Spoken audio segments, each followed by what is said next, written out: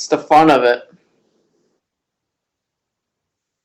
Hey, I remember these guys.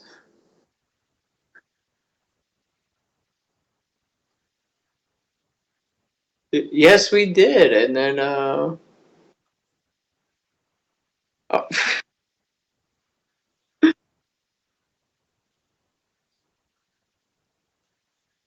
yeah, that is something I barely use anymore is Facebook.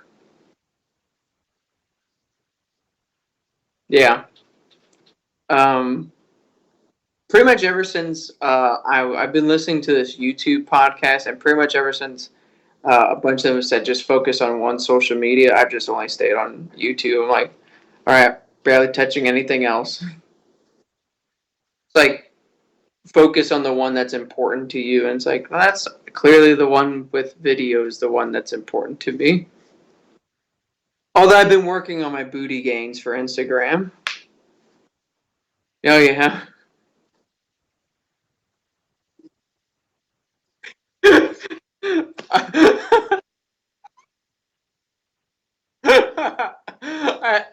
I think I post on Instagram like twice a year.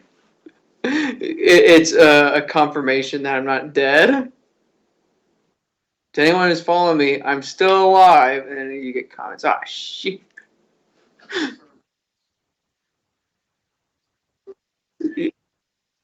Yeah. I I will say I do have a fat booty. There's this video that I actually have where it shows me flipping over and falling on my face, and it shakes for a while. No, I did not realize that it shook that much until I was just like, oh gosh. And recently, I might. I pretty much have like what I like to call the yoga butt or the split butt, where like if you do the splits long enough, you just get that butt like John Claude Van Damme had. Because Van Damme had a pretty nice butt, and he always liked it.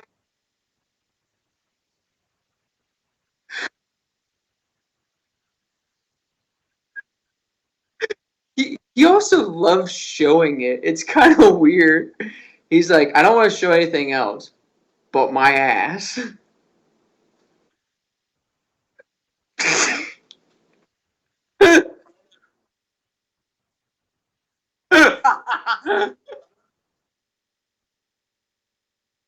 Oh, oh no, I'm laughing at. I'm sorry that you just heard us talking about Jean Claude Van Damme's ass.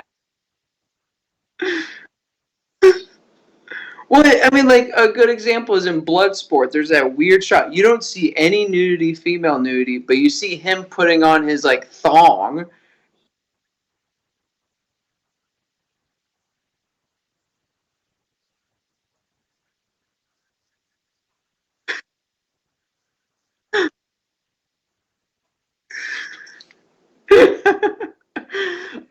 I'm trying to think of any others. I know there's the movie Double Impact where he plays two people, and like he does the splits, and he's like, I can do the splits any day, and it just shows a shot of his ass. Like it's like I wonder if that's in the script. Like you have like POV Van Damme, but instead it's just like ass shot, and that's it. It's like every single Van Damme movie. There's always it's it's weird. Speaking of contracts.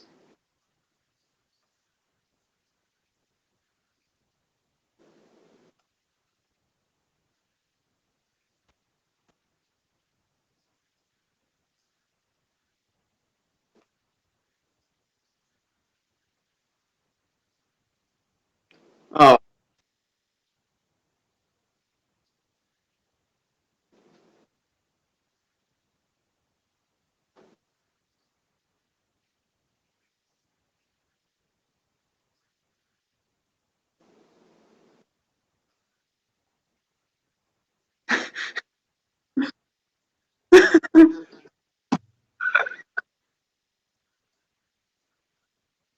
well, then we can just put it. Then we can just post it. It's like you might have just saw us talking, but now you can hear us talk. But speaking of movie contract deals, so apparently when Jet Li did Lethal Weapon 4, he put in his contract that he could not lose to Mel Gibson or Danny Glover because it would weaken him. He thought it would weaken him as a martial artist star, and like it's like, well, and Mel Gibson kicked my ass. No one, think I'm credible. I'm like, I don't know. I mean, like it is a movie, Jet Li, but yeah,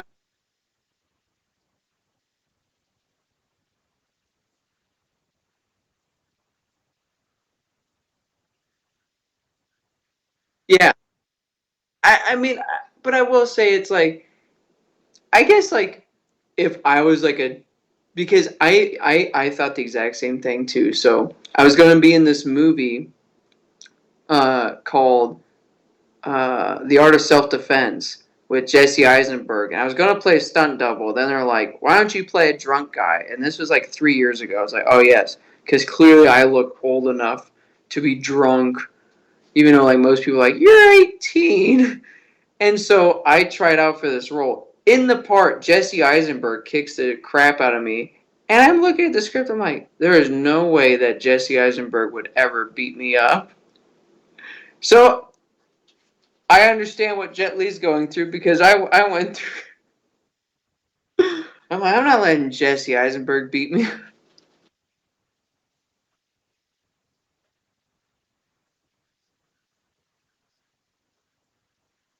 Yep.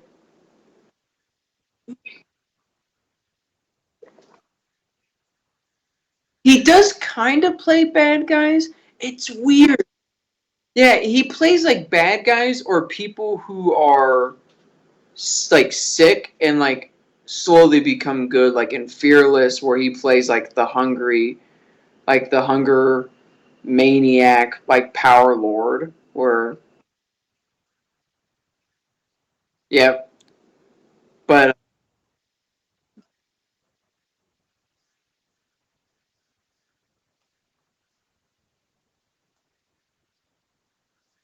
no, killed him. Oh, I mean, literally, didn't he die just because of the machine gun that Mel Gibson had underwater?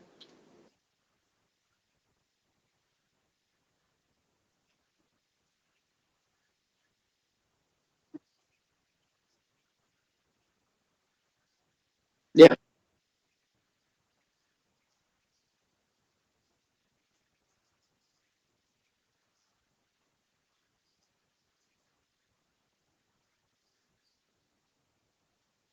yeah. Lethal Weapon 4? Oh man, movie's bad. I like Jesse.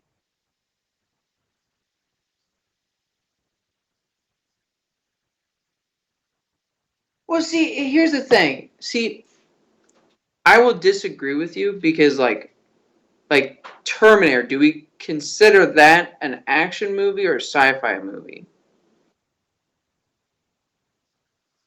So is that just a because like I never understood what people like constitute as an action movie. Like everyone thinks Die Hard is a great film, and I think Die Hard is a great film, but that is an action movie. But like Commando, yeah, but like Commando, that's an action film. That's not a great movie. It's fun.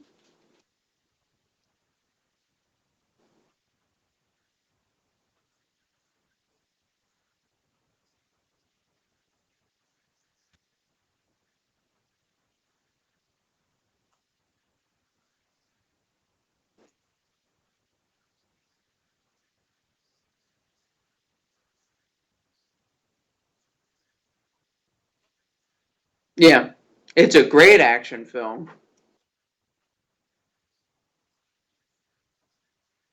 Yeah. Hmm. So is Lethal Weapon like the best of the 80s, 90s like action movies that we like stereotype, because there's the Aliens where it's like a very serious action movie that's from the 80s that when you watch it, it doesn't come across like an 80s movie. Then when you watch something like Tango and Cash or Lethal Weapon, Commando, you're like 80s. Like, so the, yeah.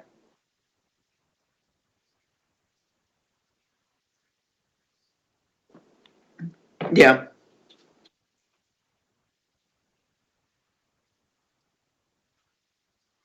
I've not watched that yet.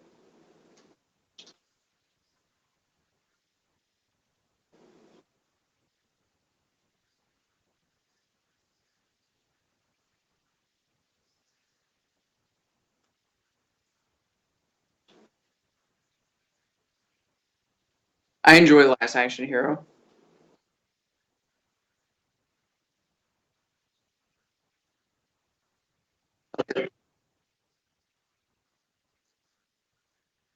Huh.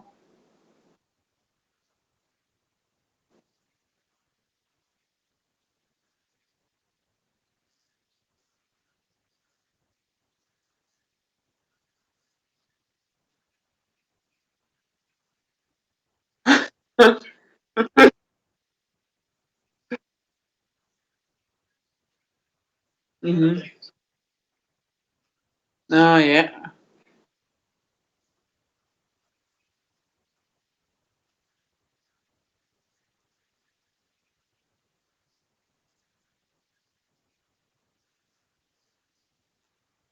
I just watched Trading Places, and that was pretty good, except for the ending. Like the train stuff and the ending is just kind of weird. Like I've never seen a movie where the climax is at a stock. Like, it was is stocks.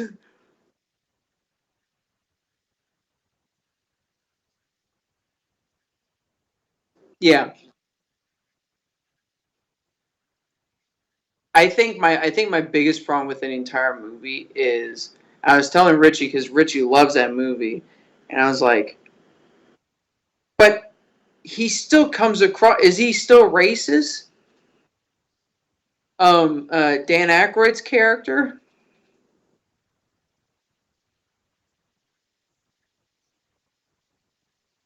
Yeah, but like I feel like there needed to be that moment. Which, by the way, real quick,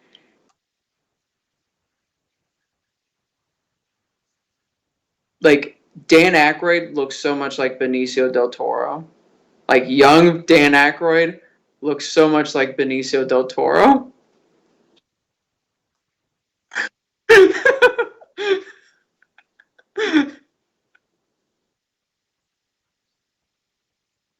But isn't it? Wait, you think I look like? But mhm,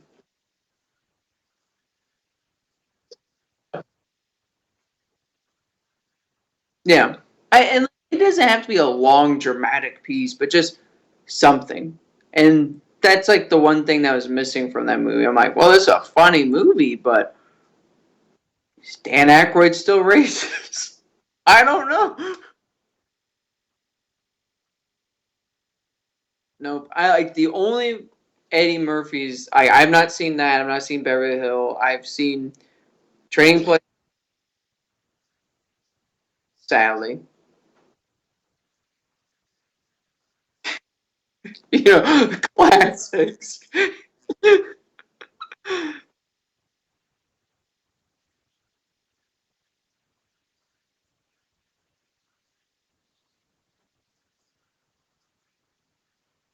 Mhm.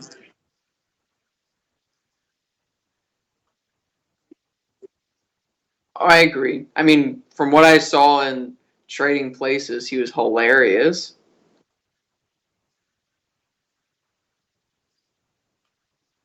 hmm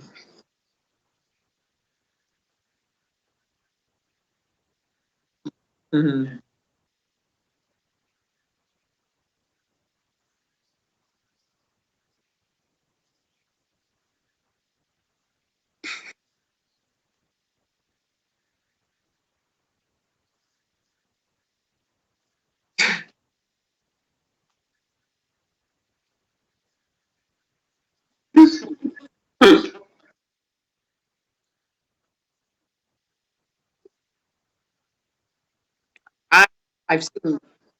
I've seen Naked Gun. You don't like Naked Gun?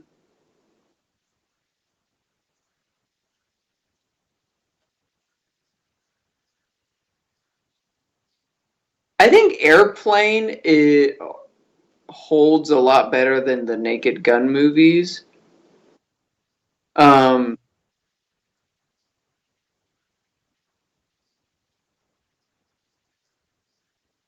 I mean, Naked Gun 1 is pretty good. I'm not. Oh yes, I see that all the time on like Hulu or Netflix.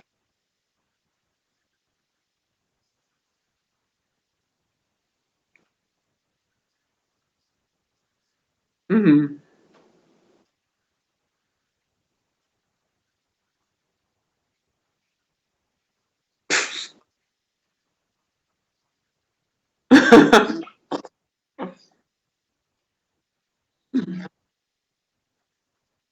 Oh gosh.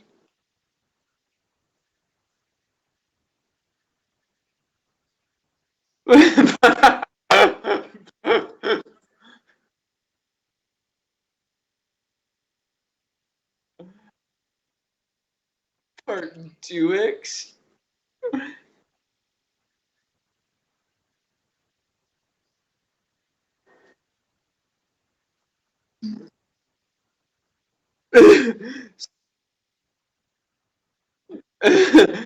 So speaking of like these type of movies, so a guilty pleasure of mine is and Richie's is we both love Scary Movie 3 and parts of superhero movie, but mainly Scary Movie 3.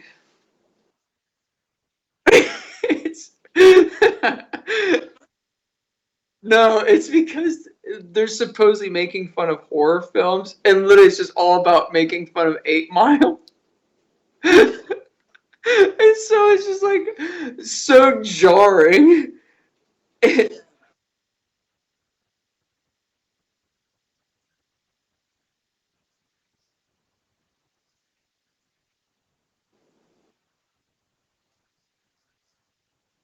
Marlon,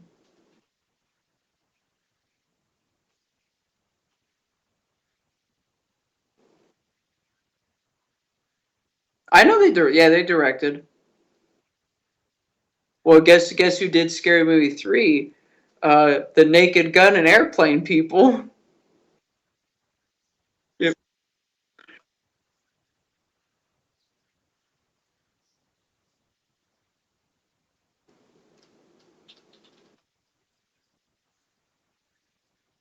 Okay, so I've heard that's really good. Yeah.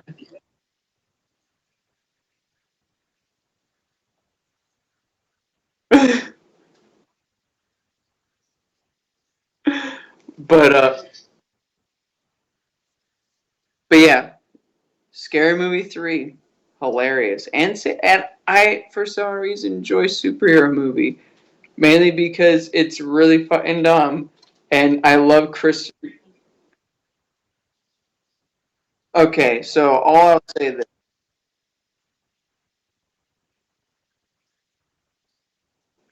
yeah, it was like date movie, not another teen movie, epic movie.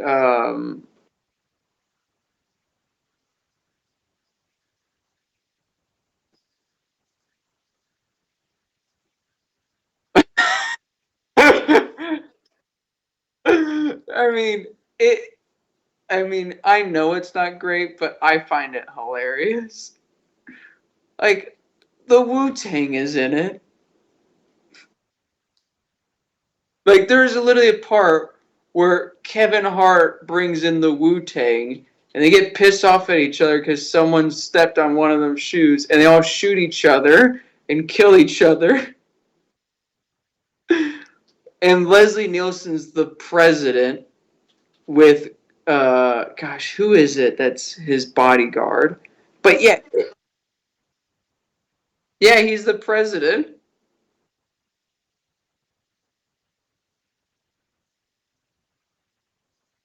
Oh yeah. I mean, that's why Naked Gun I still enjoy, but yeah, yep,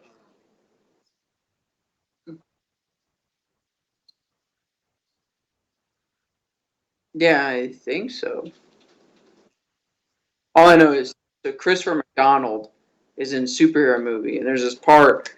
It's a really random fucking part, but he starts coughing up blood, and Drake Bell's like, "Oh, Mr. Osborn."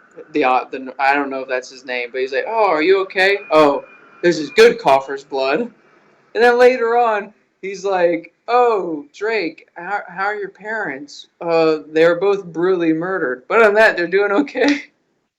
It's just stuff like that. It's like really dumb.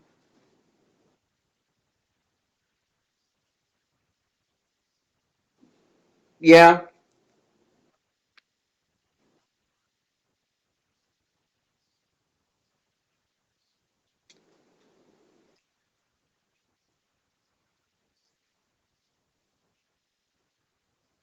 All right. So Spaceballs prequel has to happen if Hayden Christensen's in it, because I think if you tell Hayden, hey, you're just gonna like spoof yourself, he'd be like, "But yeah, let me do this." Like all I ever see on Instagram, literally, I just use Instagram just to look at like prequel memes of Star Wars.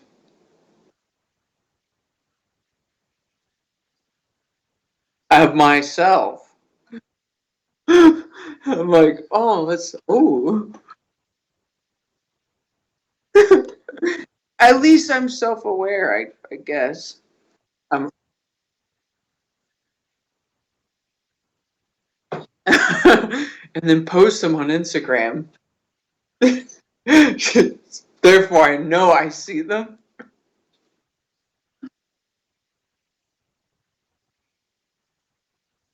You got, oh, all you gotta do is you gotta just work out the legs. You gotta get those squats in, and you gotta get those splits in, and bang, you got yourself a booty. And women love booties.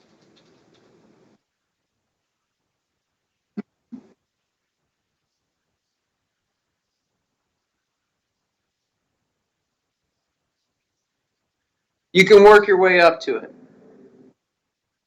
Fair enough.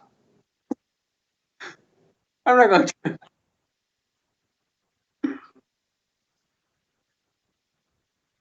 I mean, that would be kind of weird. Seeing as how you usually only see the top half of me. Have you ever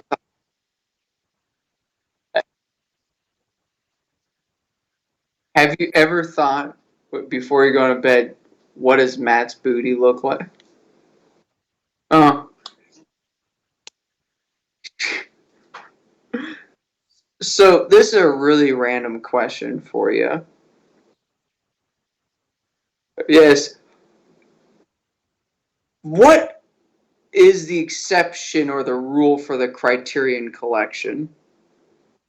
How do you get selected in there? Like, there's like really obscure movies, and then I see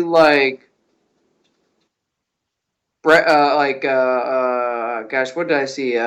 13 Candles or 16 Candles, is it? 16 Candles? Yeah, so 16 Candles and Breakfast Club and like some other movie. I'm like, I see this on Blu-ray for $5 and Princess Bride. I'm like, I'm pretty sure I just picked that up for like 4.99 for the Criterion.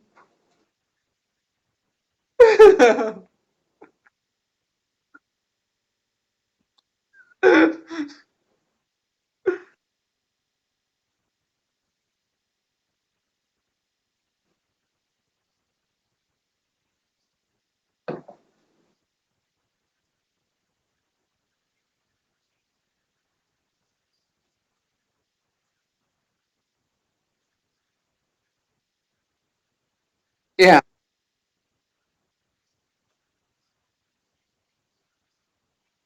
Well, I mean, because I do like the Criterion Collection because they, yeah,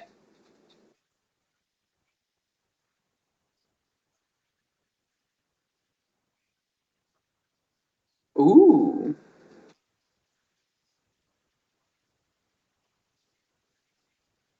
mm-hmm.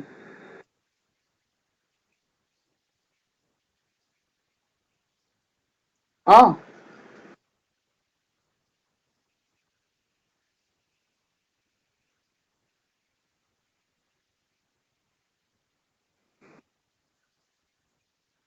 mm,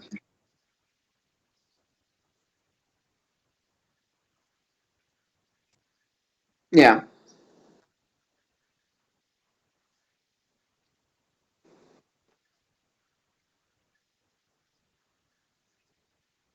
and then telling them that they can do it, but they actually have the rights to it.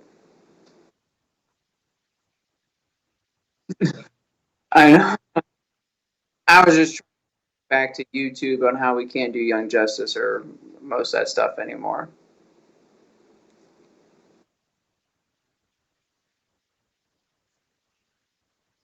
Yeah, so they can.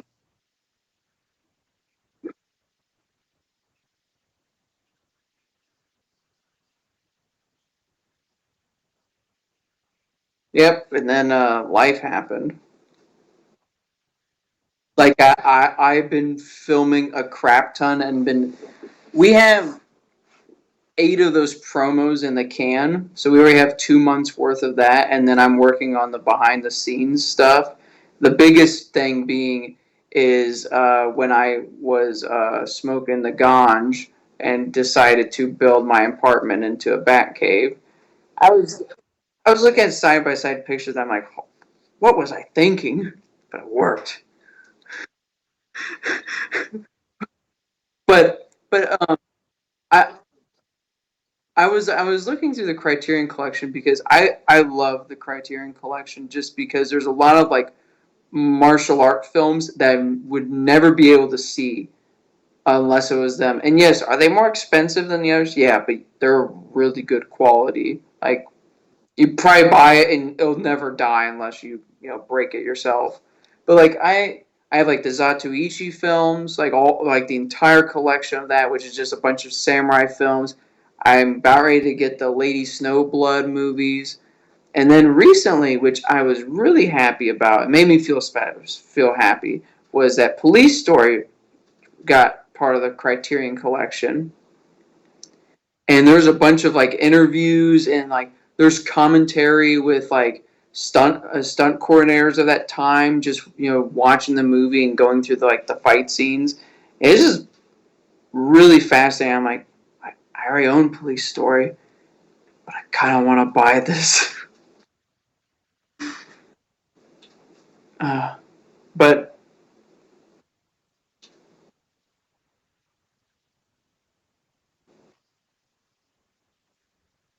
what?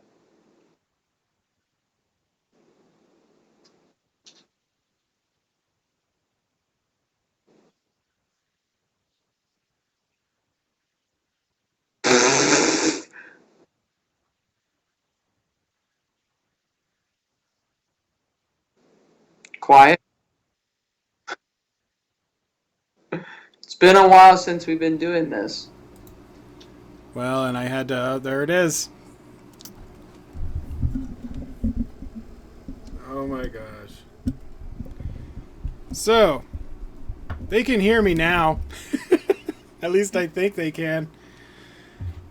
Because it was using the webcam audio for me. uh, Alright. well, I mean, So let's be there's honest. there's a half an hour of a one-sided conversation. Let's be honest. The only one to hear uh, me. oh, there's yeah. Spider Bones can hear us now. Hey, Or she can hear me. So we heard your half of the conversation this whole time. now we're going to recite the same conversation, I don't but even both. know if we could. I don't remember everything we talked about. Let's see. We got Booty Gains. We got Jet Li. We got. But they got your half. Oh yeah, true. So they have no idea what my opinion is on any of it. We should just re-edit your side where it's just this.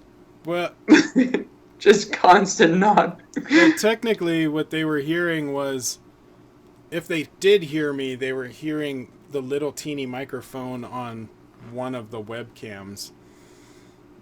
Now it's on my good mic. So, okay, whatever. Well, I mean, hey, these things happen. Yeah. And you know, this is our first time back in a while. It has been a while, dude. It's been a long time. Which, you know, probably by the time we're 50, both of us, at the exact same time, we'll both be 50 at the exact same time. Are you catching up to me? Yeah, somehow. And we'll finally be done with Avatar. And we're going to release... Oh, no one... YouTube doesn't exist. Ah, shit. Yeah, 50, we won't have to wait too long for me. For you, that'd be a while. That's a real... So, reaction videos, do those exist as much anymore? Oh, yeah. They've evolved. They've changed. You have people that are reacting to different things now. But movie trailers are still prominent. Yeah. But with the regular reactor that'll react to anything, you know, a lot of them did sports videos for a while, and then that kind of died down. Now it's stand-up comedians. So, like, Bill Burr is really popular with reaction channels. So you're seeing a lot of stand-up comedy. You're seeing a lot of crossover genres. So, like, people that consider themselves hip-hop heads, or you know, rap fans that are listening to metal for the first time, or people that are metal that are listening to rap for the first time. Which, by the way, my little brother was telling me about how he watched a video of this guy who never heard of Slipknot before. How you never heard of Slipknot before? That'd be like if I never heard of Ice Cube. Yeah. I don't know. I can kind of see it. But at the same time, it's like he may have never heard Slipknot before, but he may have heard of... Yeah, he may not have ever heard any of their songs. But I'm sure he had maybe heard of the band at some point. It had to have popped up somewhere. Yeah. One of those things. But I was just curious because, like, I haven't really seen a whole lot from anyone. Like the ones that I've seen is, like, the stuntmen reacting to the fight scenes, which, like, it was like preaching to the choir. It's like, yep. Well, they have, there's a channel called, I think it's Corridor Crew. Yep, yeah, it's that's the one that I'm talking about. Yeah, they also do the VFX reactions. I do like hearing their opinions on visual effects. Plus, they did that awesome video where they made Marvel R-rated. They took a fight scene from Captain America Civil War, I think. Was it Civil War? It might have been Civil War. But they took a scene from that and they re-edited it with visual effects to be super violent, to where, like, Captain America's shield, when he throws it at someone, it cuts their head off. You know? I mean, it would be cool to see that. Or when he throws someone against, you know, when he hits somebody really hard, they go up against the wall, blood splatters everywhere. It's like, it was pretty bad. And then Scarlet Witch basically just, like, pushed all of the guy's innards out and threw his dead body, you know. Yeah, it was pretty funny. But they had, what was cool about that is they had one of the stuntmen that was in the scene. Captain America fights him inside and beats him up. And they had that stuntman on the episode. and they made his death really like violent. Awesome. I think they broke his neck or something like that. It was pretty funny. And he's like, "Oh, that was good." So, yeah, I like that kind of stuff where they adjust things. Plus, I like hearing about visual effects from people that are experts in it, like they've been doing it for 20 years or whatever else. Yeah, I think my thing is like I don't have time. I'm not like I don't have time to. There's so many things I have to look at or watch. It's like you have to be so selective. Like I have so many movies that I want to watch because it's going to help me personally with my film career because I'm very obsessive with 60s to 80s martial art films, and I'm really obsessive with 1910s to 1940 literature. And so I've combined that a lot in like how I want to tell stories and how I want to film stuff. And so like I'm now like trying to watch all that stuff, and then I get the random phone call from my dad. Yeah, have you watched? No, I haven't, Dad. Nope, I haven't. Put that on the list. The last movie I saw in theater was Endgame. Dude, there's like almost no reason to go to theaters anymore. I think I almost might go on like strike. Well, I want to see It Chapter 2. That came out. And I want to see today, actually. I want to see... Yeah. Lighthouse looks good. Lighthouse actually does look good. My problem is so many of the movies are the exact same. It's either creative horror films, your random like Oscar-winning movie, or just random November good movie. This year I think 1917 is going to be that movie where it's like this good movie that doesn't really get any Oscars, but it's just a good movie that everyone likes. Mm-hmm. And then like you have your superhero films, and there's like no comedies. They have to be action comedies, and that's about it. I'm just like, it's not even that like old. I'm almost like I feel like in some ways I'm like 12 again, where I'm just like I just want something new, entertain me with something different. Well, we did have some straight comedies, like This Is Romantic. That one was a straight comedy, and I thought it was a unique premise. The thing is, with straight comedies, there are no comedy movies that are so hilarious that you have to watch them multiple times. But they at least make you smile and giggle from time to time. And This Is Romantic had some good jokes in there. Yeah, it's just like... Or isn't it romantic? That's what it is. The comedy genre has kind of died. And also, like, the straight action movies and like outside of John Wick and is kind of just kapooey. And the other big thing is almost every single movie that came out this year is either a sequel or a reboot or like one of those two. I think there's 64 movies this year that are coming out that was either a sequel or a reboot. And it was just like, none of these movies I want to see. It's like, yep, know what that is. Yep. Like, I'm kind of tired of going to the movie theater knowing what I'm going to get. Like, that's not... Like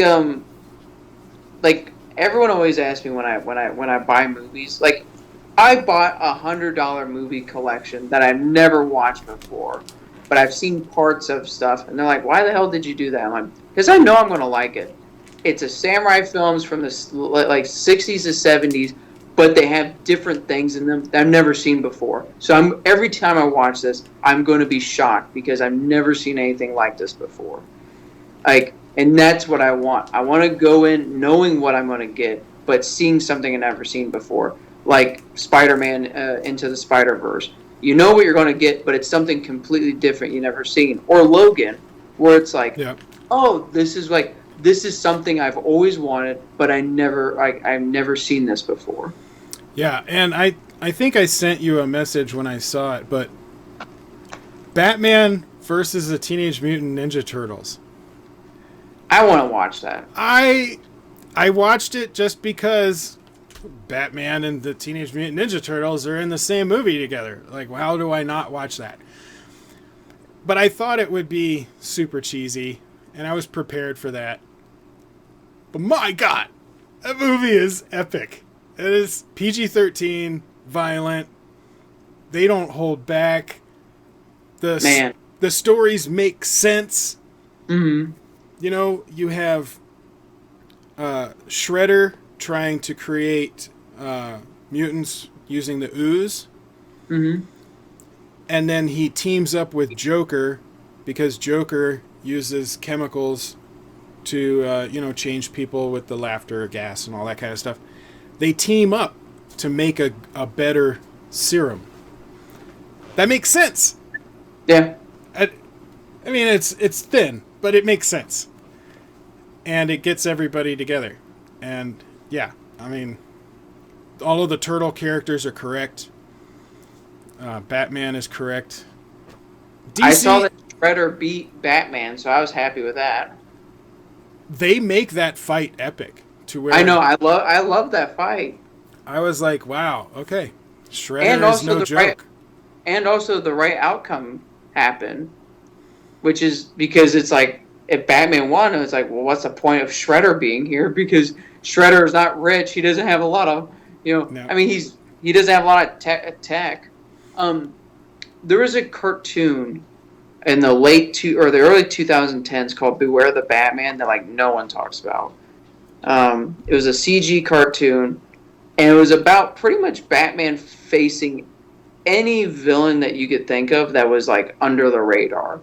Like Joker, Scarecrow, Riddler, none of them were in it. I think they were hinting later on that Two-Face was going to be it. And they did a really cool thing that I'll talk about in a second. But when they had Ra's al Ghul in there, Batman never beat him. It was like, cool. Like, we now know, like, where he stands. And, like, if this show continued on, we know that he's going to grow. And, like, I really enjoyed it because I appreciated something that was that was utilizing characters that no one ever uses. And I also love their takes on it. Like, Two-Face, he never had like the scar. He literally just had when like the accident happened, he literally just had like a towel over his side, like over one side. Yep.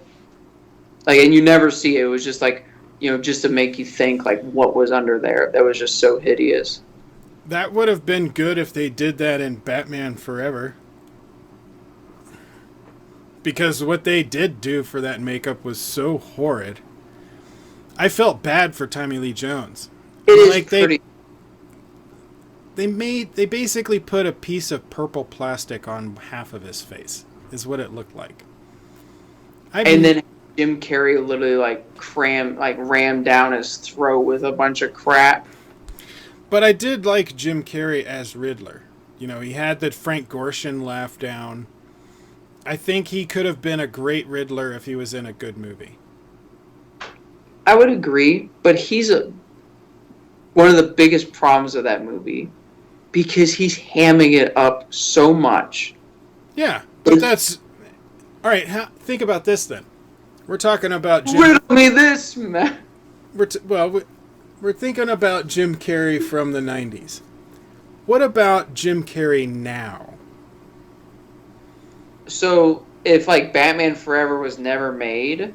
No, say we make a new Batman movie somewhere, and Jim Carrey plays the Riddler now.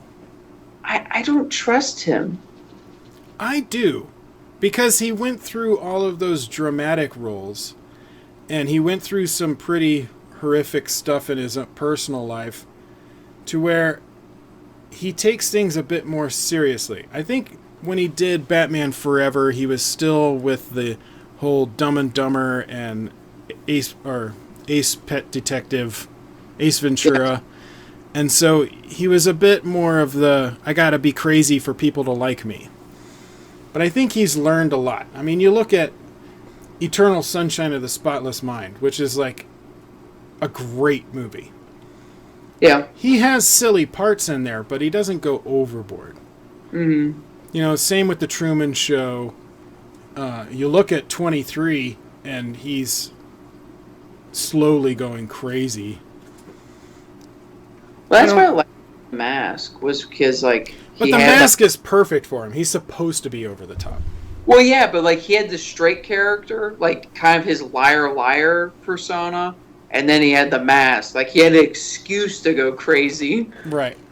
Which is like it's like it's perfect for that. It's in some ways why Robin Williams as the genie is amazing because it's like this like. All right, let's talk about this. You brought up Robin Williams as the genie. I want to talk about these Disney remakes. Now, they're very hit or miss. For some, I don't see why they have to be made at all. The Lion King, I don't understand. I don't understand why that was made. Because the animation of these characters is important. If you make them look photorealistic, you take that away, and then it just becomes disturbing. Yep. Aladdin, I can understand. Most of the characters are human. It sucks that Robin Williams is dead.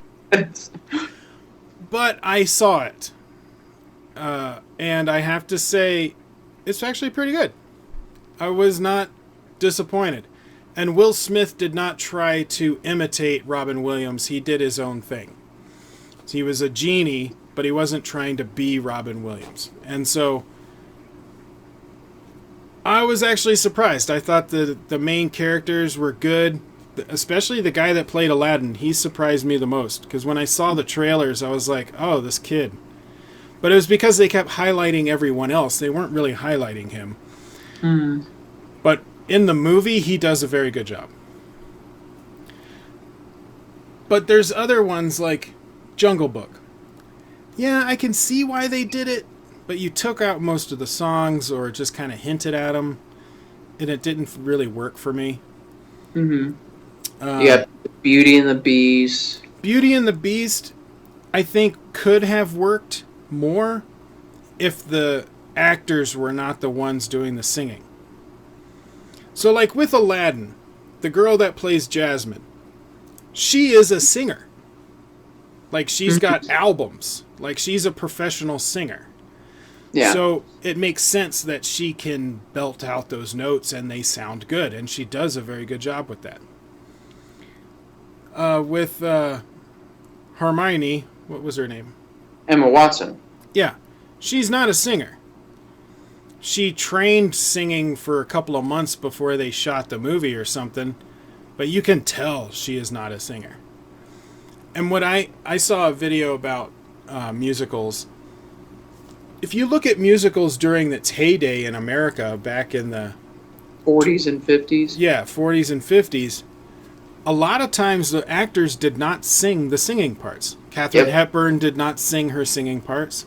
They brought in a professional singer.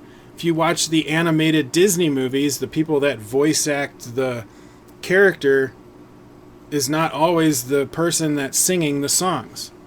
And then you had Mary Poppins, which changed everything with Julie Andrews. Yeah, but Julie Andrews can sing. Yeah, and she's fabulous. Yeah, she still is. I don't know what it is, but it seems like she just stays beautiful her entire life. Let's also put it frank. I think no one in Mary Poppins, both her and Dick Van Dyke, have barely aged, I felt like, because he dances in the new Mary Poppins movie, and he's 95. I don't know. They must have took something on the set of Mary Poppins. This will keep you youthful. Well, like him and Betty White, like they're gonna outlive us. And still look the same. Yeah, but I hope Betty White does, because she is a gem.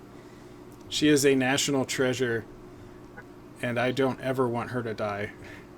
I love Betty White. Fair.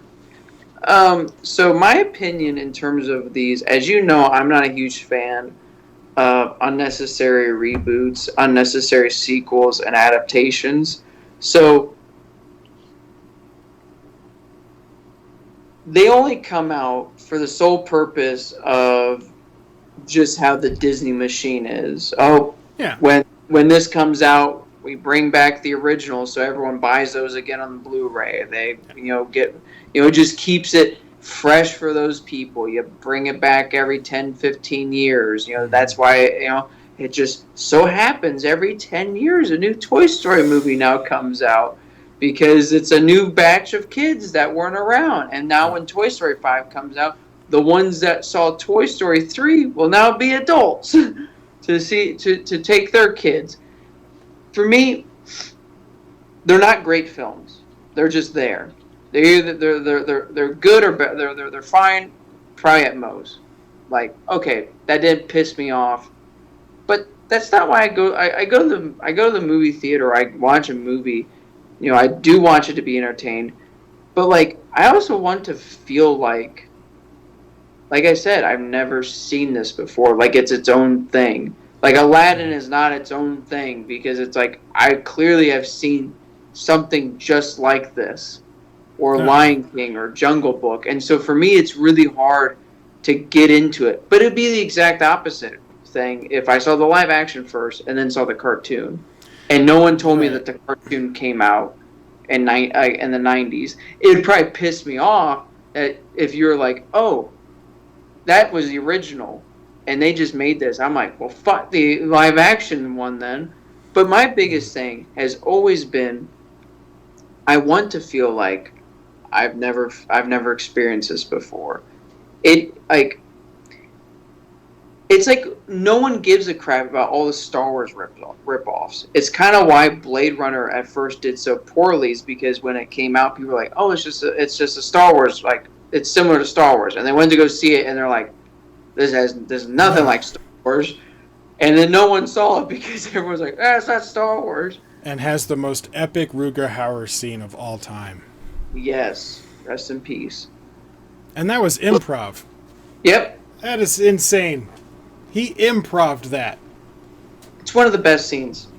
One of the best sci-fi, one of the best villain scenes, at least one of the best sci-fi villain scenes of all time. One of the best movies. Well, the movie is slow, and I totally understand it, because it came out during a time where sci-fi movies were slow. 2001,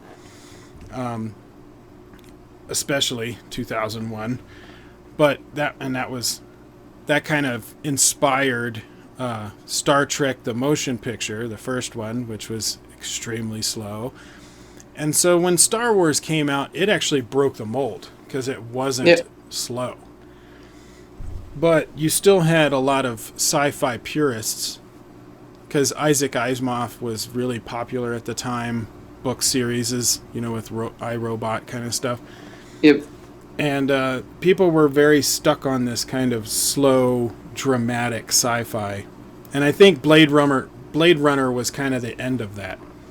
Yeah. Star Wars changed it, and then Blade Runner came out because they were still kind of in that. And then Alien. I think Alien changed that a lot too, where you don't have to be boring.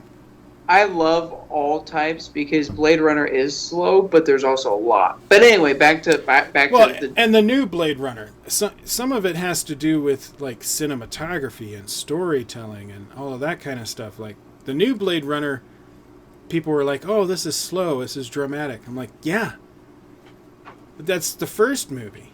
Not every movie has to be super fast. Guess what? No. There's this thing called variety. That and which we're slowly losing, Disney, because you're taking everything. And the cinematography in the new Blade Runner is insane.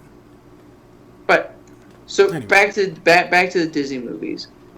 Are they going to keep coming out? Of course they are, because they all make $1 billion. Because it's the new norm to make $1 billion. But none of these movies do that great here. A good example is the Fast and Furious movie, the new one. It made like $60 million opening weekend, yet it cost 200-something million. That is not Hobbs and Shaw. Yeah, that is not. To me, that is not good. Like opening weekend, I feel like I want to see it, but I haven't. I heard it's ridiculous, and I want to see it. It's supposed to be. Yeah, but like. Almost any big movie makes $1 billion, and it's because overseas, not here. And the box office has utterly suffered this year in America, like hardly anyone's going to the movies because not only are they expensive, but they're all the exact same thing that you saw. I was actually talking to Richie. This is an interesting thing that we can talk about later on something. But is there any reason to see any new movies? Like, they're all recycled anymore. What's the point? Yeah, a lot of movies I haven't, like, I want to see, but I never felt I needed to pay theater prices for it. I was always like, I can just rent that. Yep. And the thing is, their rents, that this is another thing. I don't know if you're old enough to remember this, but I remember a time where a movie came out in the theater. It didn't come out on VHS for another year. Well, for me, I think it was like 6 to 8 months. It took a bit. It took a while. I remember it being like a year to a year and a half for some movies. And so if you didn't see it in theater, you're not going to see it anytime soon. But nowadays... 3 months? Yeah. Like, Avengers Infinity War was on... You could download the digital copy, and it was still in theaters. Yep. I'm like, what? And then it came out on Blu-ray, and the summer hadn't even ended. I know. I mean, Endgame's already out. Yeah. And Endgame came out before the summer ended, and it started the summer season. There's no sense of patience or being being impatient. Like one of my favorite moments. Part of that, I'm sorry, just real quick. Part of that is because the studios are afraid of the torrent system. You know, it not only with Chinese cam videos, but they can get high quality DVD rips within 3 or 4 months. As soon as the DVD is starting to get placed, somebody gets a rip of it. And so if they don't release it on digital copy, that's why you see digital copies being released like a month or 2 weeks before the Blu-rays come out. Mm-hmm. It's because once it's available, they want to get it out there to try and give people the option to, like, hey, you can buy it. You don't have to torrent it, or you don't have to stream it illegally. But I think that's part of the reason why we're getting movies on Blu-ray and digital so fast after it's been in theaters, is because any dead space is going to be filled with torrent. But that is also their fault, because prices for these things are so expensive. Yeah. Like $15 for a movie ticket, $30 for the Blu-ray. You just spent $45, and minimum wage is not even $15. So if $8 if you have minimum wage, or let's just say you have $15 an hour, that's 3 hours. 3 hours, and you watched a movie, and now you own it. Yeah, I had to work the same amount of time that the movie ran. Yeah. To be able to watch it. Yeah, that's pretty crazy. Yeah, and so in my mind, it's what movie is there out there that I just need to go and see, that I just need to buy? Because guess what? There is so many movies out that exist that technically anything that's old is new to you because you've never seen it before, so it's new. Mm-hmm. So a good example is I would probably say 3 movies I've never seen before that I just love, every year, and that's a good year. And so if I did that every year, that's not, I'm never going to finish all the good or great movies out there. I have 26 of them right there that I've watched one of them in that collection. Mm-hmm. And well, and that's why the streaming services are taking over. Mm-hmm. Netflix. That's why Disney is coming out with Disney Plus. Yeah. Is because people are like, look, I can't afford to go to the movie every week in the theater, but I can go on a streaming service and watch things that are original content or not. But it's all about consumption, and we have it's so easy to consume movies these days that they have to stand out, and I don't think reboots and remakes are going to last that long. Right now, it's just a safe bet. You know, a lot of studios know we're going to at least recoup our money, or we have a high risk of, or a high chance of it. If we risk on something original, because of the climate right now, the risk of losing all of our money is too high, and they can't take it. But I think once you have you're going to, in the next about 5 years, I would say in about 5 years, you're going to have a die down of the reboots and remakes, and you're going to have an increase of more of the independent films. And I think some of these independent films are going to gain a lot more traction. You know, like you have that new Shia LaBeouf movie that is supposed to be pretty good. Mm-hmm. I can't remember what it's called, but you know, that one's gaining more traction. We don't really have sleeper hits anymore like we did with Pitch Black. You know, when Pitch Black came out, no one knew what was going on, and all of a sudden, boom.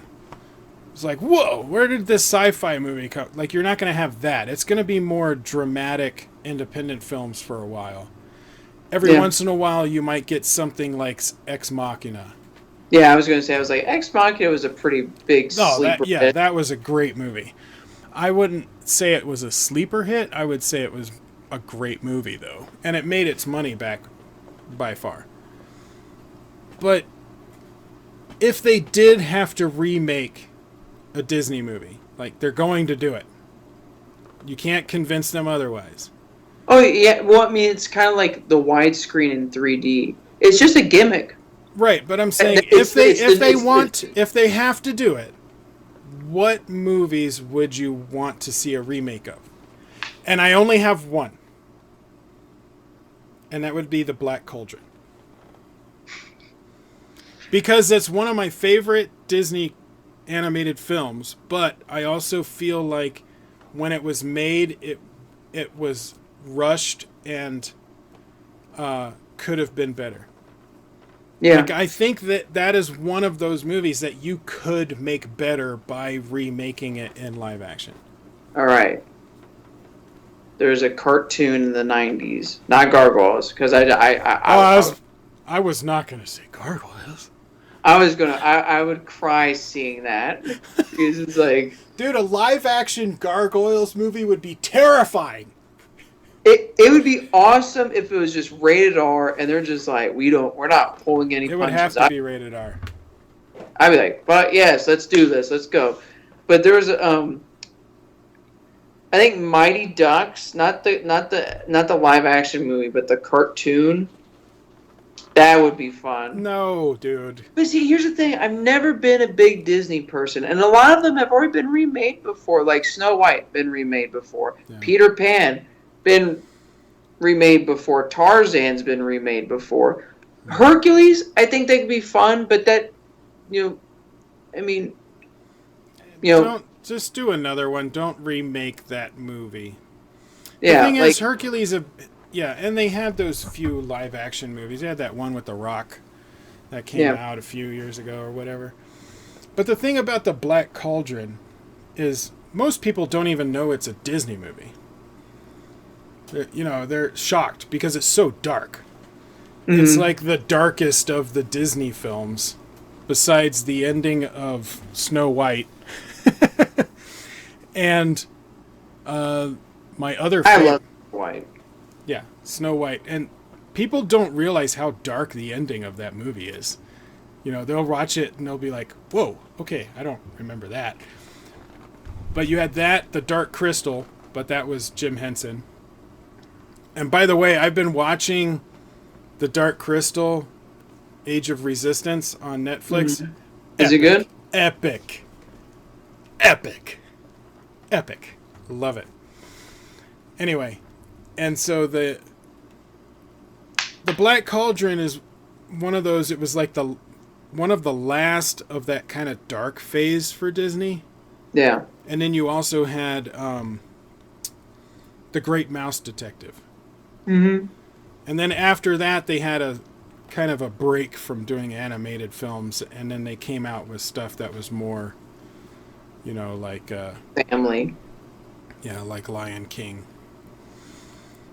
But some of those 80s Disney movies, so dark. You can tell why an 80s person, because we're used to super dark kid stuff, man. I saw the Transformers movie when I was a kid, and it was like, oh, all those Transformers you love, they're dead in the first 20 minutes. Yeah, we kill them all. Hot Rod is now your. I mean, it's literally like it's Saving Private Ryan for kids. Yeah, and then we insert a Weird Al Yankovic song just in the middle for the hell of it. That movie is so bizarre. Oh, and also Eric Idle's in it. Yeah. Oh, and look, they're singing "Dare to Be Stupid." Okay. It's just like. But I can't think of any Disney reboot because so many of them have already been done. Mm-hmm. Like there's probably something out there that's just that I can't think of.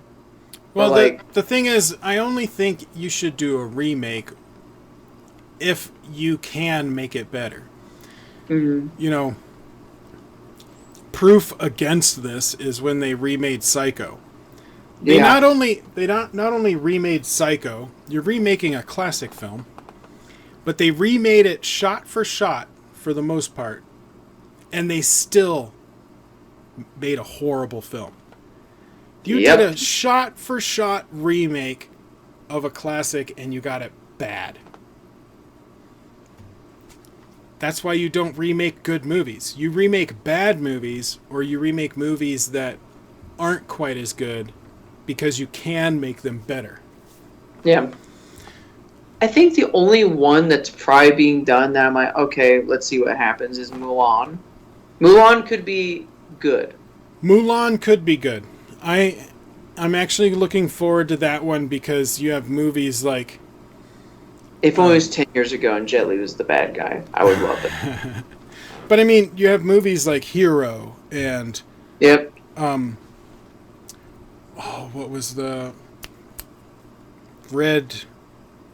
Oh gosh, Red Cliff. Red Cliff.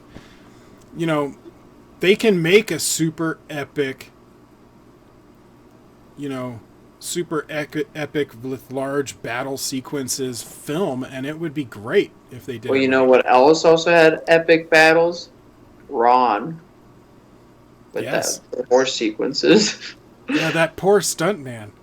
I showed so. For those of you that don't know what we're talking about, we did a review of the movie Ron, which Kurosawa film, and there's this one scene where their horses are coming down from the castle or whatever you want to call it, and this one stuntman is just like getting rolled and beat crap out of camera, and we're both like, is this guy dead? Like, did he die filming that scene? Like the horses just gallop over this body, and like it's clearly a dude, you can tell. Yeah, and he's being kicked and rolled off camera the whole time, and you're like, did we just witness a murder? Like, what is going on? Let it be. Yeah, no one says a word. It was so violent. I was like, dang. I know. But, yeah, I mean, outside of Mulan, I can't think of anything that I would know. Well, and I would say that's why I want the Black Cauldron, is I think it could be better. Yeah. But if you do a remake of, like, Robin Hood, that's just going to be disturbing. Because you have these talking animals doing Robin Hood, and I love that movie, and it would freak... That's why I don't want to watch the new Lion King, is I loved Lion King. Yeah. But seeing them photorealistic would just be disturbing. Like, it seems gross. I'm like, no. I just think it's just lazy what they're doing. It is. I think it is. And they know it's safe money. The people are like, well, it's not a complete remake because they added 30 minutes to it. It's like... No, it's the same thing, dude. It's like, guess what? There's this thing in animation where they just like keep replaying a thing if like the manga is still taking too long to come out, and Dragon Ball Z got really good at that. Yeah, that's why I never watched Dragon Ball Z. I saw one episode, and it happened to be in the middle of a season somewhere, and all they were doing for 20 minutes was, the other guys going, and I'm like, okay, is that the whole show? Like, they didn't even connect, and it was like, to be continued. I'm like, what is this? I was actually watching some Dragon Ball Z recently, and the entire episode, like, the main bad guy is like getting all pissed off, and then like he does a couple things, and then like it's like, oh, find out what is up his sleeve next episode. I'm like, holy fuck! Like, if this came out today, you just be pissed. I'm like, I literally just spent 20 minutes and nothing happened.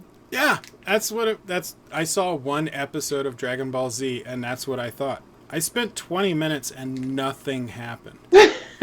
Like, why would I watch this? The only reason why Dragon Ball Z is any good now is because you can just do this thing called YouTube or fast forward to the fight and be like, now this is why we watched it. And then you go, okay, I can see why we watched this. But there's a bunch of other shit. Yeah, but I'm at the age of when it came out, it was more of like, it comes on at a certain time. You watch it at that certain time. Like, I remember trying to get home as soon as possible from school because Batman the Animated Series came on TV at like 3:30. It was like 3:30 or 4.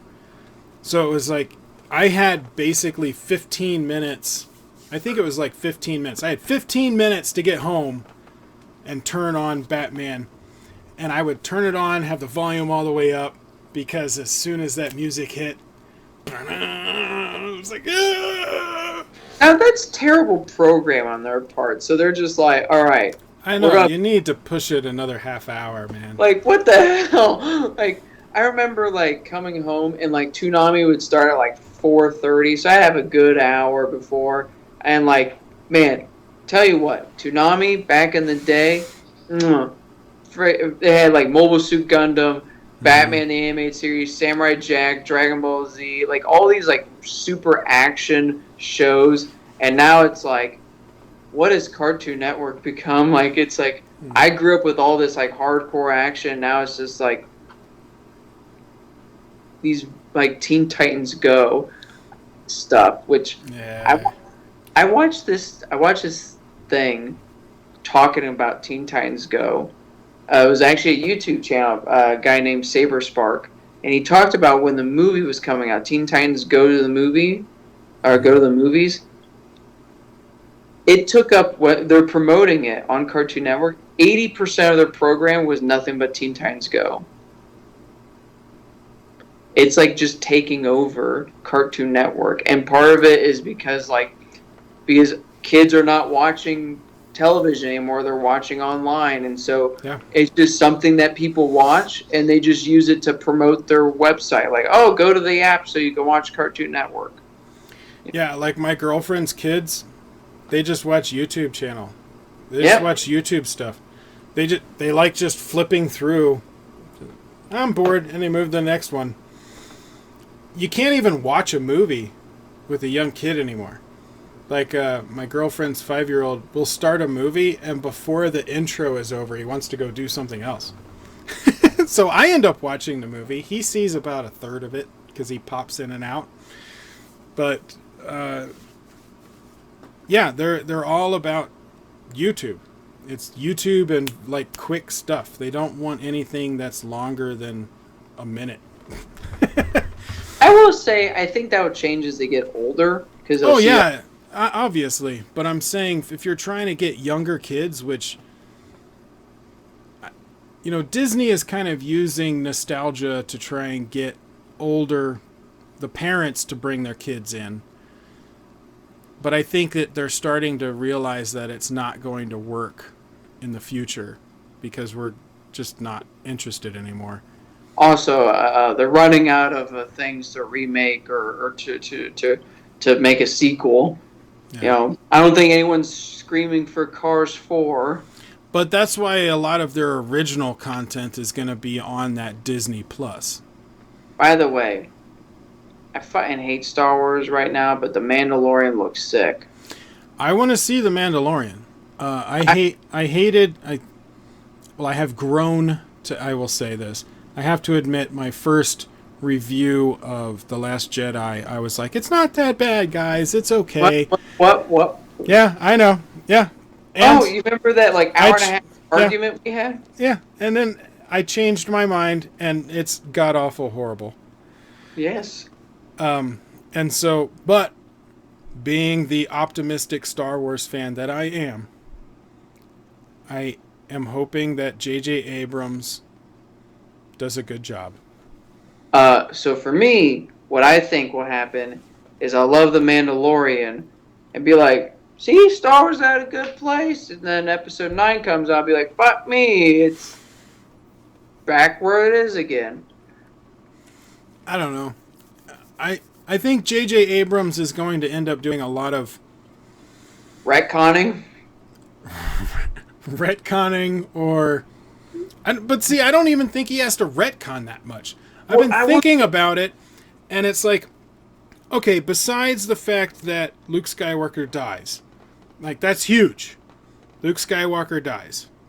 Besides that, what happens in the movie that you need to know?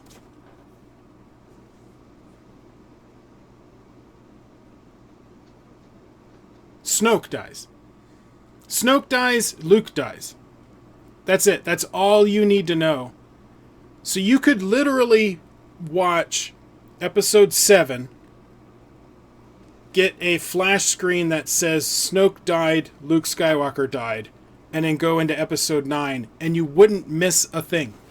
Boy, wouldn't that be jarring though? You're just like, yeah. Da-da, or you could make Star Wars episode 8, The Last Jedi, a 15-minute movie, and just show the Snoke death scene and then Luke Skywalker death scene. Yeah. And then show credits, and then you show the new movie. So when people say, oh, he needs to retcon all this stuff, he doesn't need to retcon anything. All he needs to do, he could even, if he wanted, in the beginning of episode 9, talk about the death of Snoke and talk about the death of Luke as past tense, or even have it in the scroll, the scrolling letters, and then you could skip episode 8 altogether when you watch the series. Or another thing, but I will say this, I think this is by far, these 3 movies, the most retconning ever, because episode 7 came out, and like, it was whatever. Then episode 8, like, retcons episode 7, it's like, oh, you know all these things? Oh, no, just kidding. And then episode 9 is going to come out to like be like, oh, you know all those things, episode 8? Ah, no. But there wasn't, that's the thing, there wasn't anything in episode 8. The only thing that did happen, I think, was that you know nothing, that Rey's parents apparently mean nothing, which now in episode 9, it'll be revealed that Rey's parents were some... Yeah, but that still is not retconning anything. All that is saying that, you know, all you're saying is that Kylo Ren was messing with her head. Why has both the new Star Wars trilogy and the new Harry Potter franchise, the Fantastic Beasts stuff, has been so obsessed with, I think, the most boring thing in life, and at least in a movie, is knowing your genealogy and your ancestral tree, because that is what both franchises have been about recently, is, oh, who's Creed? Where's Creed? I don't give a fuck who's Creed. I just want to see Harry Potter. Could we just cast some spells? Yeah. And then Star Wars, like, who's Rey's parents? Where are they? Where are they from? I don't care. Just get to Luke. Get to someone. Please. You know what I think would be kind of cool? If, like, we just don't give a fuck in episode 9. If Kylo Ren looks at his dumb helmet, his Darth Revan ripoff, throws it away, says, fuck it, and puts on the Darth Vader helmet. And for some odd reason, because it just grants you magical powers, because who gives a shit anymore? He now just becomes Darth Vader. He's just embodied as Darth Vader, and he's just like, let's go to town. So you want him to take it to, like, Naked Gun level. Just go with it. just do whatever you want. I'm at the point where I'm just like, I've already been pissed off the last 4 years. Might as well just not give a shit. Yeah, just do whatever you want. I don't care. So what do you think about, apparently the new trilogy or the new ones that they'll come out with is during Knights of the Old Republic? Is that the people? Is that the ones that are the writers of Game of Thrones that are doing that? I think so. Oh fuck, that's exact. All right, all I'll say is Game of Thrones season 7 and 8, because I don't think so. But they're doing the movies. They're not doing a TV show. No, I know. I don't think they're good writers.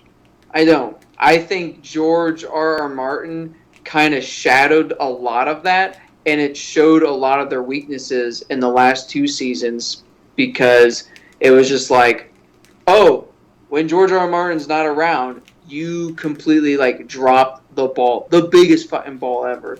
You took one of the most popular shows, and every episode pretty much of season 8 was the season finale of Seinfeld, which sucks really bad. Just a shit, like for 6 episodes. And to make it worse, it wasn't streamed, so it wasn't just one night of shit. It was It was a month and a half of shit. Mm-hmm.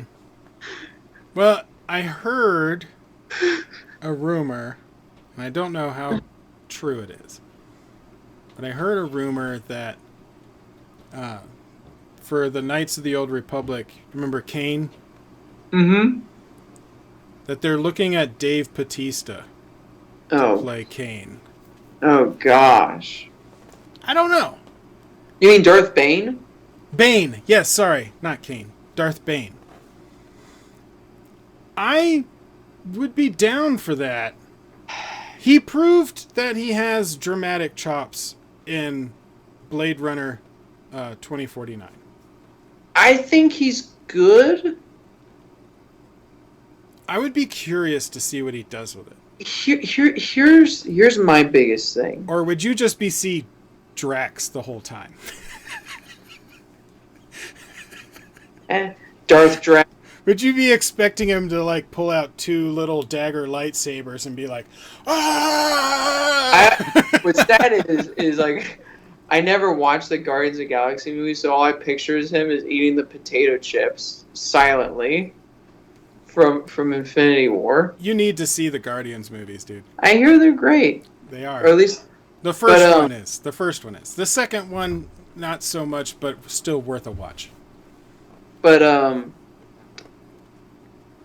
I don't know about him being, and the only reason why, the biggest thing is, so like my brothers and I were talking about how terrible the fight scenes in the new movies were, and he was talking about how the stuntmen were reacting to episode 8, and they're bringing up like, oh, it's an actor. I'm like, oh, that's total BS, because guess what? There's this guy named Ian McGregor who George Lucas is like, hey, we're going to take world-renowned martial art expert Ray Park. You're going to do a fight scene with him, so you better hold your own. And I will say this, it's not like the best fight scene in terms of story and context, but it's the best choreographed fight scene. Darth Maul and Obi-Wan. Are people forgetting that Keanu Reeves did 3 John Wick movies? Yeah, I know. And 3 Matrix movies? He's not a martial artist. But he is very dedicated. Every stuntman that I've ever heard talk about him is saying he's crazy and will like train harder than anybody else. But he's not a trained martial artist. He's not a trained stuntman. Yeah, you can tell compared to him and Jackie Chan. But yeah, Ewan McGregor, he is the same way. He put in the time and became very competitive with Ray Park. Yeah. Where they kept breaking the lightsabers. Yep. And so, like, I think I need someone like that. And Batista's so big, and he's getting so old. He's like 50. Yeah, but isn't Darth Bane supposed to be older? Or am I wrong about that? Am I mixing him up with another character? Darth Bane could. No, he's not old. I mean, he's the guy that created the rule too. Oh, I know, but I'm saying I think by age-wise in the stories, the old ones at least that they I, eliminated, the wasn't pro- he like older? He wasn't 20. yeah, but the problem with it Wasn't is he like more like my age, like 40 or something? yeah, but the problem with it is like when it comes to age in Star Wars, you write something where it's like, oh, he's like a 40-year-old. I think he's like 200 and something years old, but like he's so fucking like amazing. He's like 200 and something year old Darth Bane is like 30-year-old Jackie Chan. Yeah, And so it's like how, and like, that's true. and still, Batista's too big now. Unless they just go with like more rage mode, like Darth Bane, and he's just always like he's just angry and just like pissed off at how the Sith are. Then Was Batista might was be. Darth Bane like a martial artist in the books? He I thought was. he was more of a brute fighter. He's more of a brute fighter, but you still need someone who knows what they're doing. You know, and just like it's just like I said, like Batista's so big, and I know he has no stamina because I saw him in WWE recently, and he was pretty winded recently, like pretty winded, like in a little bit. Which, like, I know it's a lot different than doing a fight scene, and he can take time. But like, I would rather see someone else who we might not have seen. Like, I don't think Ian McGregor was super popular or world known throughout when he did episode 1. Yeah, I think that Oh, was kind of the building block. so what do you think? They're going to do an Obi-Wan show on Disney Plus, and Ewan McGregor is going to I do it. I think that's cool. He looks pretty much the same. Well, and the time is correct. It's basically like 10 years later or 20 years later. Yeah. It's 8 years or 10 after So it episode. makes perfect sense. What My about my my only problem is we've seen all sides of Obi-Wan. What else is there? Like well, we see. they showed a little bit of it in the Clone Wars and Rebels, where you got to see some of what happens to him afterwards, especially with Rebels when he's on Tatooine and he has the death scene with Darth Maul. Yeah. So it's like there's stories in there that you could tell. It's not like he went to Tatooine and just hid in a cave for 20 years until Luke grew up. He had to have done something. No, I know. It's just there's obviously when you come up with stories, you want to do the most impactful moments, and I feel like we've gotten a lot of his most impactful moments, and so it's really cool to see Ian McGregor play the character that everyone really liked him as, and I really liked him as, but like, What are you going to do with it? yeah, Yeah. more than a season or two. It seems like something that like. It seems like a lot of Disney Plus shows, kind of like DC Universe, where there's like, all right, we're going to bring Young Justice back, everyone. And it's like, you're doing that just to get people signed up. Nice try. This is kind of how I feel like with Disney Plus. It's like, what shows can we get certain niches to come back? Oh, Star Wars Clone Wars. Oh, Ian McGregor. People love Ian McGregor. Let's bring him back.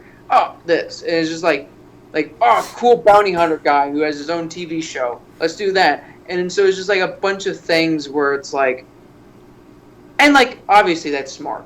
But, I mean, will that resonate with a television show every week you're watching Ian McGregor adventures? Or is it going to be kind of slow and boring? So I've been thinking, I know who I want for Darth Bane. Maybe an unconventional choice. Scott Adkins. Well, I mean, martial art ability, definitely. Would he be the main character, though, or would he be... Oh, wait, why don't you just get someone to voice him? Like you did with No, Ray you Park? don't. I don't think you need to. You watch the Undisputed sequels with Boyka. He can do his own voice stuff. I'm not worried about that. I mean, he's the villain. He's not going to be the main character. Yeah.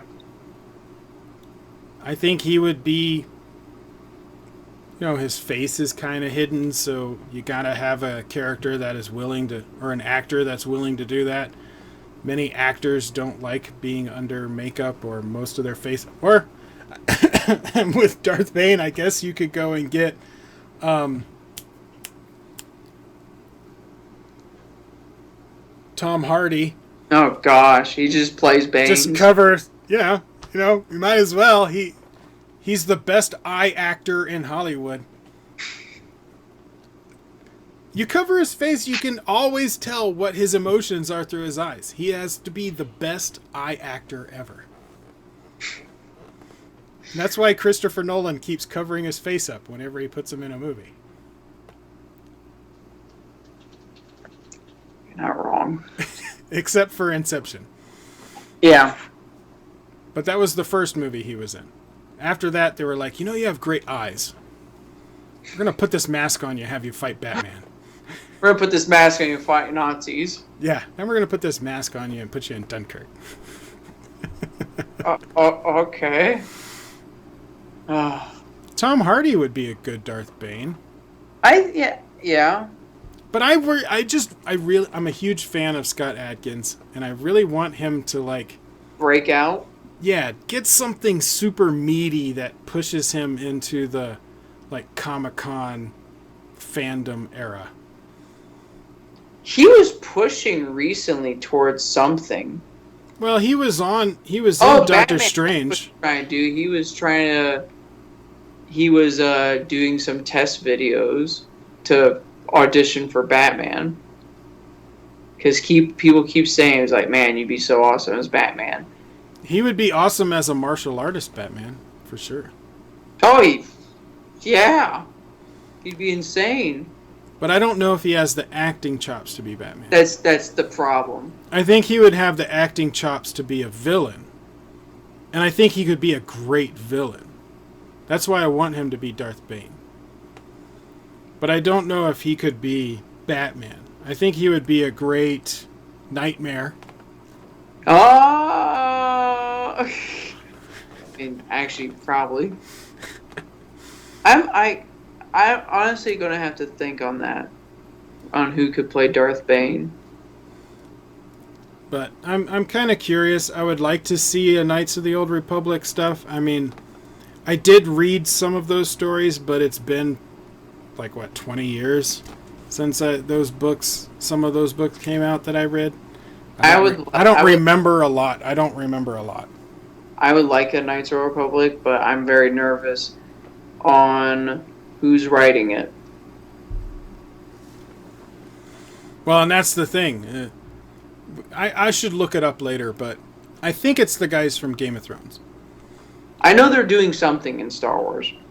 Well, I also know that Rian Johnson is doing something in Star Wars. You fail up. You think that he just got all of his crap out in one movie and now he's going to do amazing stuff? Maybe he's only good if he gets original characters.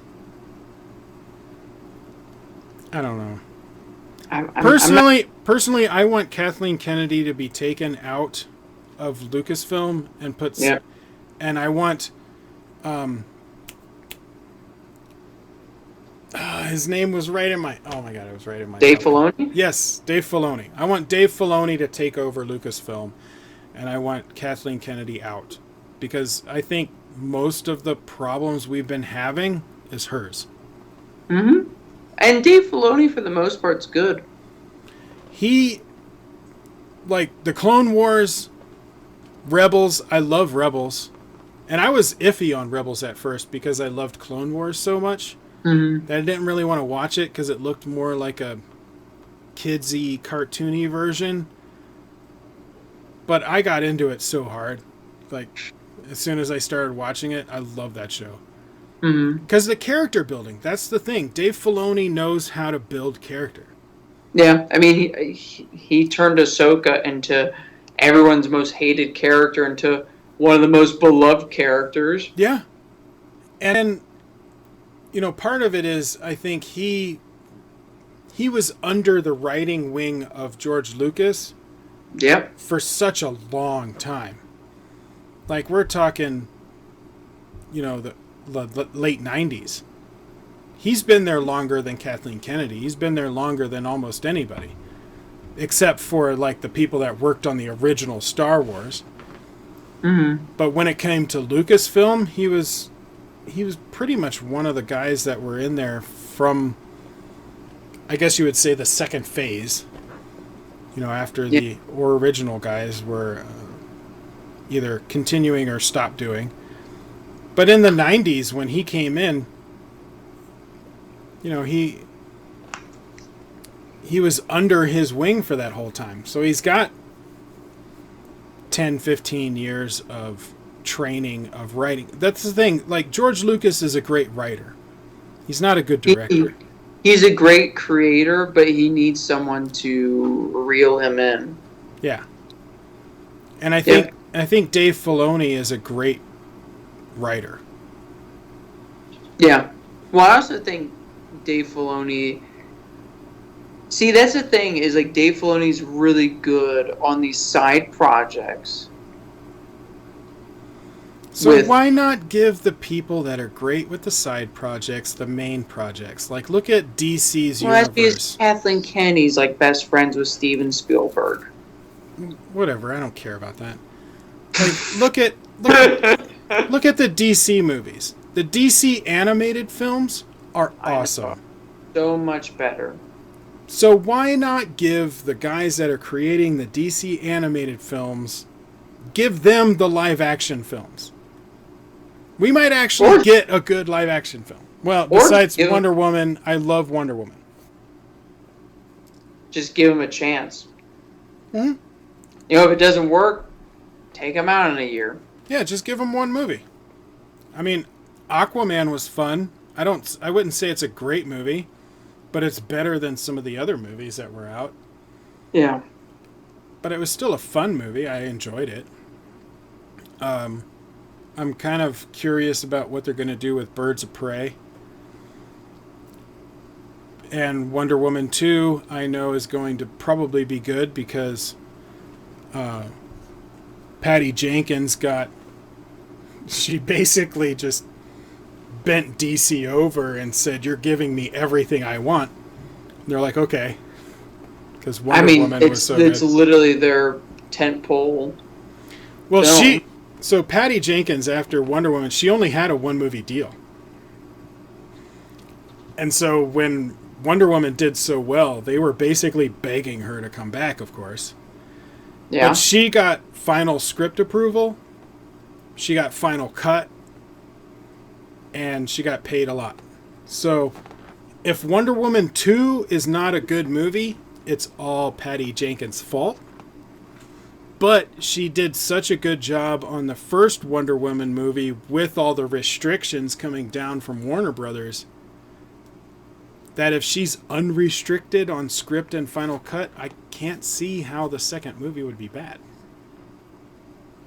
Well, that kind of happened with George Lucas with the prequels.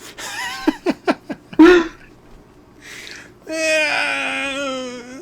But you know what? It's funny. Someone pointed Jar Jar in Wonder Woman 2. I had made a comment on some post about Star Wars, and I said, let's just negate Rian Johnson. And somebody said, are you one of those Star Wars nerds that only likes the original trilogy? Of course, he asked that question, and then the second half of his comment was, your comment makes no sense and it's BS. And I'm like, well, first you asked me a question without an answer, and then you assumed my answer and just answered it for me. But no. When the prequels came out, I was like, okay, this isn't as good as the original trilogy. But I still liked them. Like, I watched them. They were just okay movies. Then Rian Johnson's movie came out. And I was like, no, those prequel movies, those are damn good movies. That's like The Godfather. Yeah. It's like, wow. You need Lucas involved. Otherwise, you can't make anything right. Yeah, I guess. I mean, he was a part of Clone Wars. You either have to have Lucas or Filoni, or it's just not going to work. Yeah. All right. Dude, we've been talking for like an hour and 40 minutes. I know. I'm Yep. already falling asleep over. Yeah, I know. So let's end it.